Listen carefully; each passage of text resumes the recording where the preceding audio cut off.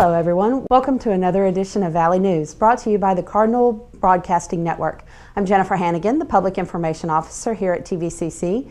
In Valley News each week, we talk about the latest events coming up here at Trinity Valley Community College. I wanted to tell you about a few events that are coming up through student activities as well. On Monday, October 15th, we will have bowling night at Athens Lanes, which is on Highway 31 on the west side of Athens. Bowling night means for $1, any TVCC student with an ID can bowl the entire night. That starts at 7 o'clock and closes down at 10. Also, there will be a beach volleyball game at 7 p.m. on October 17th over in Central Park at the volleyball court. And looking ahead a little further, on October 25th, students will be leaving the Student Union building for a camp out. For more information about that event and to sign up, please contact the Student Activities Office, which is on the bottom floor of the sub. On Sunday, the day after the homecoming game, the Trinity Valley Community College Cardinal Singers and Chamber Singers will present their first concert of the year.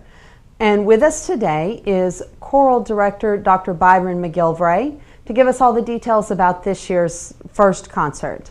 Good morning, Dr. McGilvray. Can you please tell us about what we can expect this Sunday? Give us some of the basics about where your concert's going to be and what you're expecting to perform. Well, the title is All God's Critters Got a Place in the Choir, and we're doing a piece with that title.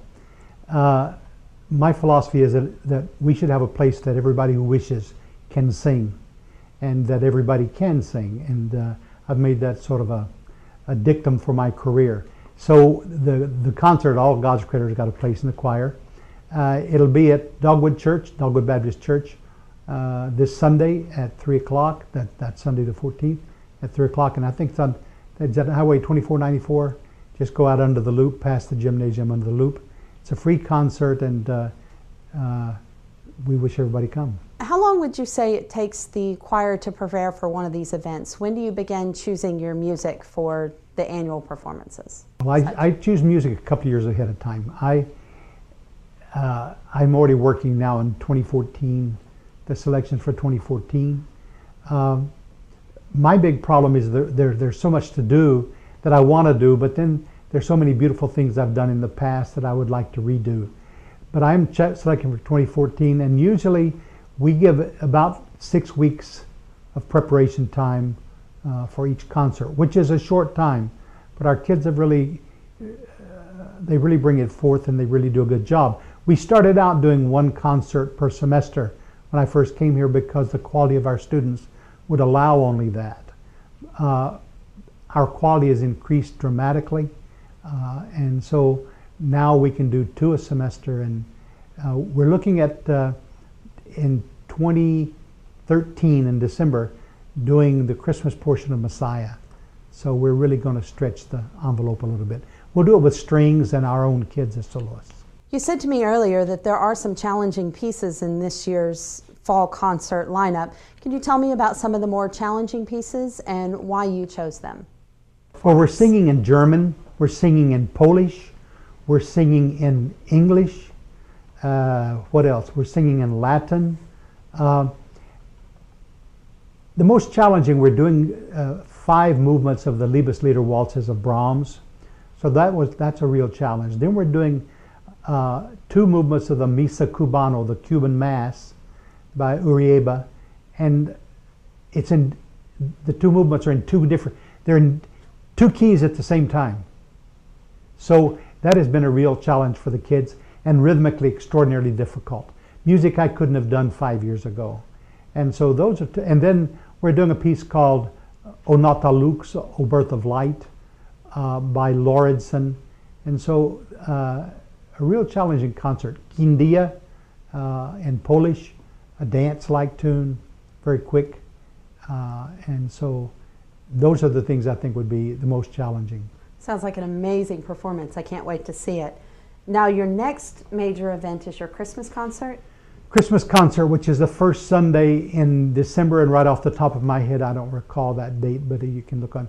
And it is at Dogwood Baptist Church. It is free. And this concert is going to be a traditional concert. That is, the Christmas songs, the Christmas carols that you know, everybody knows. many in the settings that people know. So it's going to be just a good, old-timey, almost like we all go to sing kind of concert. And the kids are looking forward to that one, and so am I. I've never done a concert like this. I've always taken arrangements of these things, more complicated, but I decided that I wanted to do something that nostalgic. Are there any other major events coming up for the choir this year? You normally take a trip each year. Can you tell me about some of the other highlights that you have? We're looking at trying to go to Canada through Washington, D.C. this summer with the band and the choir. So we're working on fundraising avenues right now. We're taking a lot of our kids, not just the choir, to see Benjamin Britten's War Requiem on the 9th of November in Dallas. I've been conducting for 56 years. I have prepared the War Requiem once for Robert Shaw, and I saw it one other time. And those are the only times I've had an opportunity to even see it in all the places I've lived. So it's not often performed. It's a monumental work, and so we're taking the kids there. A lot of our kids are going to TMEA in February, so it's going to be a very, very busy year.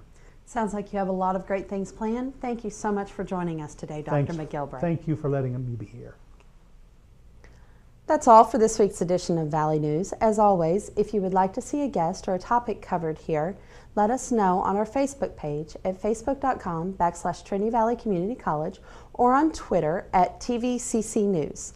Thank you for joining us for another week of Valley News. I'm Jennifer Hannigan. Have a good day.